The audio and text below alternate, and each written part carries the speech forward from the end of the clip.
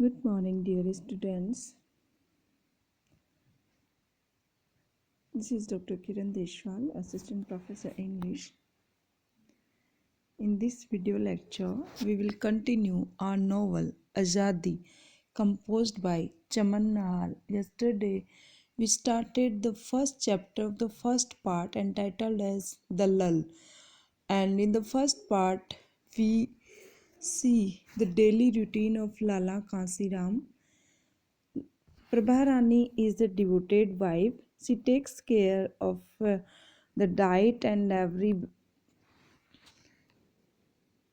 every comfort of Lala Kansiram, and she considers him to be the avatar of Vishnu, incarnation of Vishnu. We saw that he takes breakfast in the morning and it's just a tumbler of milk. This hot stew of milk, patty cream, and white almonds with at least 4 spoons of sugar in the mixture to give it the right flavor.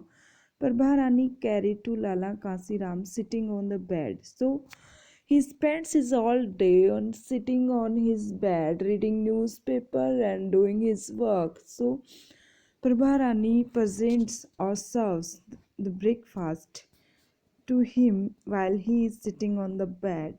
Each man's bed in this house was his divan, so to say. It was a middle class home.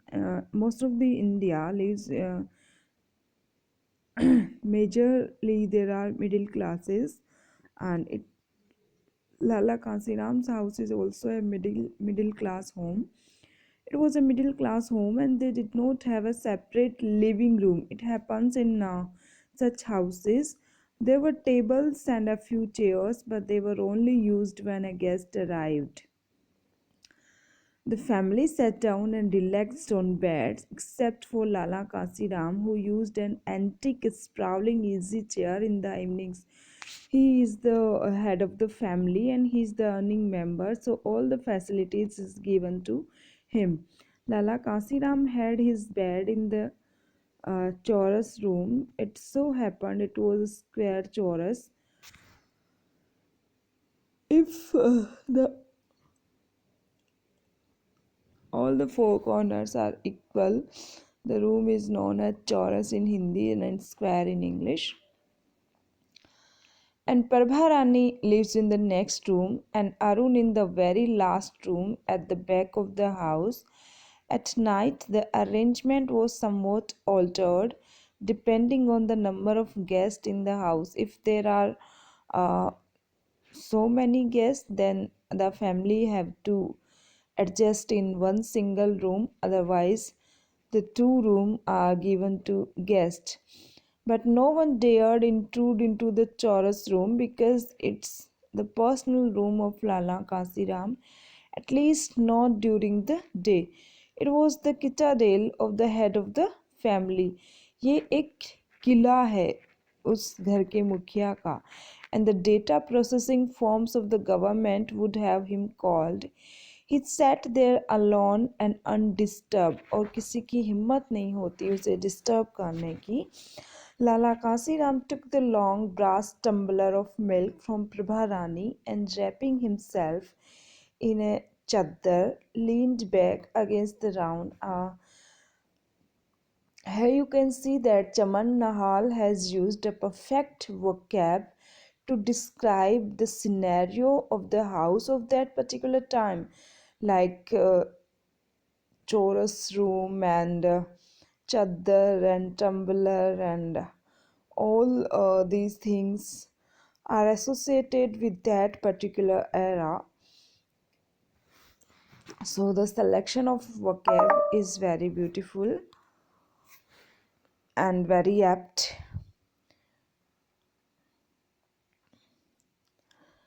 Back against the round, tightly stuffed pillow, it was then he opened the morning paper and, adjusting his glasses, resumed his own and his wife's education. So it is his duty to educate his wife also. And while he rolled the milk in his mouth with infinite pleasure, taking time to crunch the almonds and break up and swallow the thick cream, his eyes roved on the pages with their own hunger. So it was a simultaneous work. He drinks the milk and reads the paper. And from time to time he spoke up aloud, और जैसा कि आदत होती है ऐसे लोगों की, वो बीच बीच में तेज भी बोलते हैं जिससे लोगों को लगे कि he is reading the newspaper very seriously. And loud voice also indicates his domination over the house. Mm. Arun's mother, you know what? Germany has turned round and attacked Rus. So, whatever he reads in the newspaper, he tells to his wife कि ये हो रहा है, वो हो रहा है. And see the custom. He uh, he doesn't address Prabharani directly. He addresses him as Arun's mother. Arun is their son. Coming as it did from a mouth filled with milk, Rus sounded far more impressive and terrible than Russia. They have dropped an atom bomb on Japan. Today, Gandhiji goes on a fast unto death. All the political movement which were taking place at that time, if you are the student of history, you should know that Second World War took place from 1939 to 1945, and it ended with Japan's defeat, and America dropped atom bomb on Japan's two cities, Hiroshima and Nagasaki.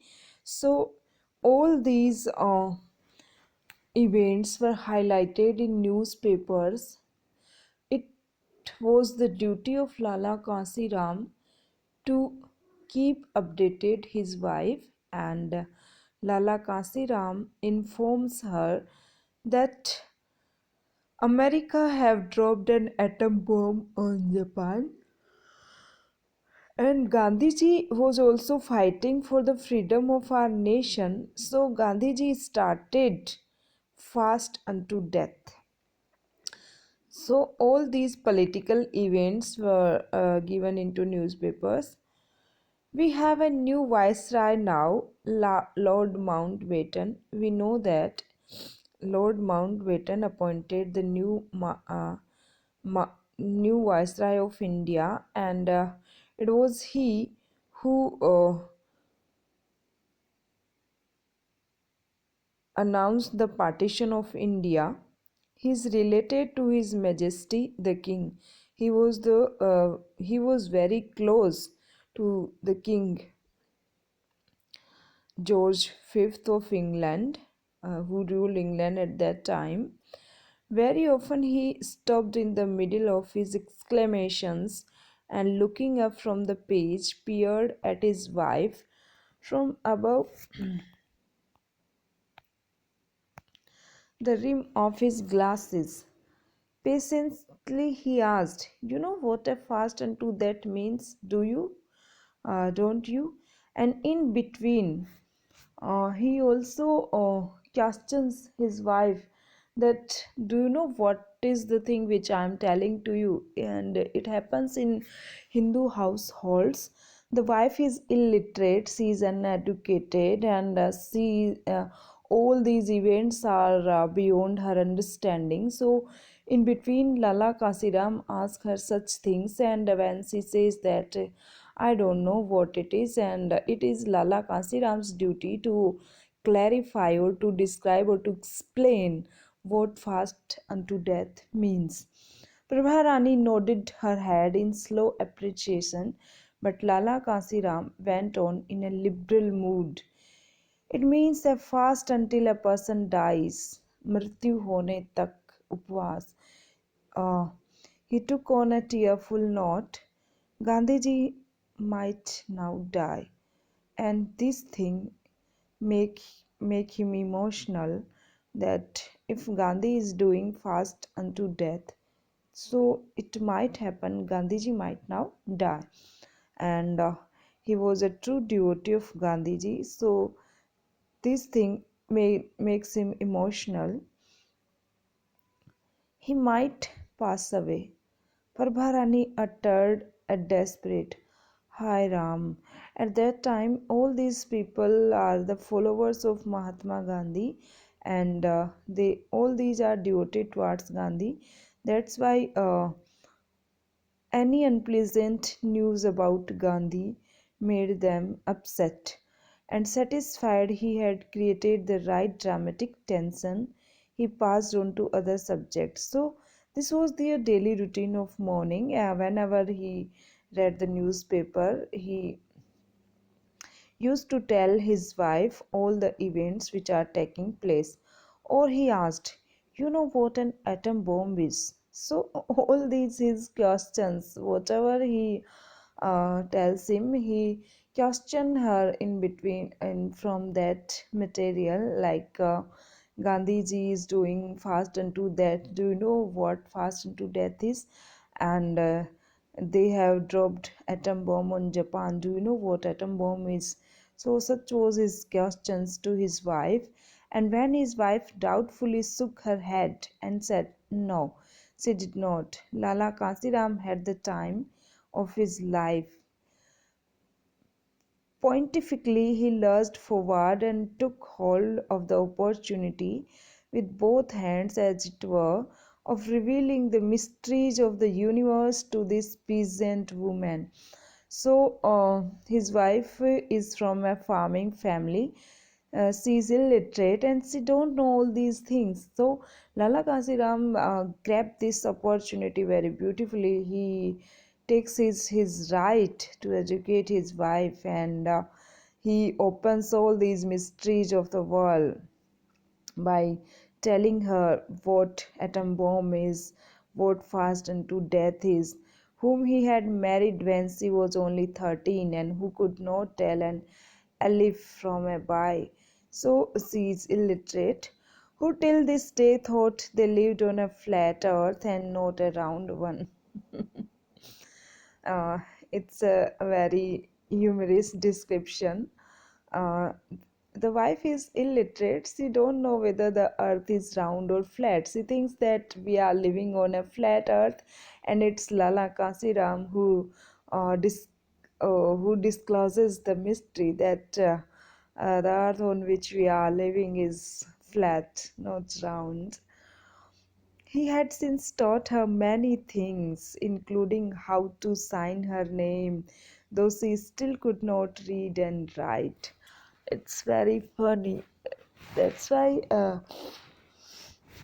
male dominate a woman, because at that time there was no female education, and literate men things took them to be superior. He would teach her more. He said to himself complacently that don't worry, I will teach you everything. So you don't know what an atom bomb is? His next question is, when she nodded in by saying no. So he asked, so you don't know what an atom bomb is? Lala Kasiram doesn't know. Prabharani did Prabharani was born in Japan that she will know about atom bomb? And he chuckled to himself, while Prabharani stood with her eyes on the ground looking guilty that wow, what is this atom bomb thing? Why I doesn't know it? An atom bomb, Arun's mother, is a bomb filled with liquid fire, he said slowly, rolling the milk in his mouth. He had a slight doubt. Was not that what it was? He went on with confidence. Millions of people perish when you drop such a bomb. It can take the life of millions of people. There was no problem about that. It was all in the paper. But what really was the bomb? What was the principle behind it? You remember the Mahabharata, don't you? And he looked at his wife with a little annoyance at her slow grasp of things. And his wife is a slow learner. Lala Kasiram told her the story of Mahabharat and she has forgotten it now. Remember the last days of the epic battle. His wife was now vigorously nodding her hand and saying, "Yes, yes, yes." The fire darts they threw at each other, the Kauravas and Pandavas. After a pause, "Well, it is like that, the atom bomb." कभी लाला कांसीराम ने अपनी wife को महाभारत की कहानी सुनाई होगी कि वहाँ पे आखिरी युद्ध का जो आखिरी दिन होता है उसमें जलते हुए तीर से वार के करते हैं कौरव पांडव एक दूसरे पे। तो एटम बॉम्ब उसी की तरह होता है, जब इसको फेंका जाता है तो आग ही आग जल उठती है। यू थ्रो अ डार्ट और a bomb at your enemy and that Burns him up. ये दुश्मन पे वार के लिए होता है। That it is nothing new these अंग्रेज लोग have made। तो इन्होंने कुछ नया नहीं बनाया, वो तो कौरव पांडवों ने ही बना दिया था। The line of reasoning was to Lala Kasiram's taste. It prevented serious thinking and it satisfied some deep national urge in him।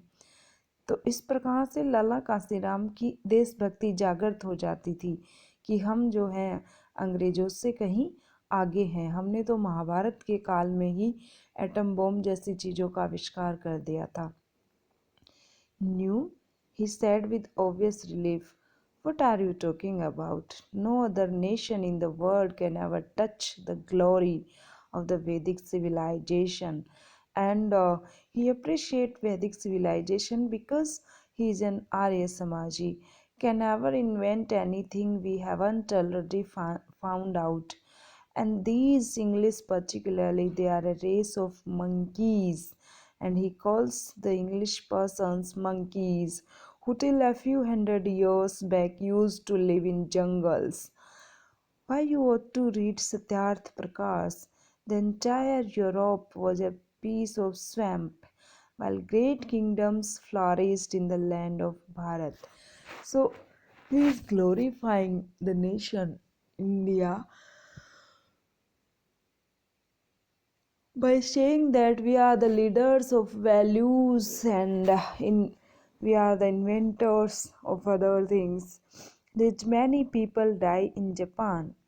Asked Prabharani. She is very curious. She knows that if atom bomb can take the life of millions of people, then the question is very apt that did many people die in Japan? Eagerly to convince him how much she valued his discourse, while in her mind she was thinking of the food which would soon burn in the pan. It happens. Her mind is divided. Her mind is in the food which is cooked in the house. Millions, whispered Lala Kasiram in sorrow for his suffering brother, secretly relieved it was the brother who was the victim. His finest moments of elation came when the news pertained to the British royal family. Like any other Indian, he had a prejudice against the British, and it was customary at that time. And if you have prejudice against some race, against some person, you can't think in a positive way for them.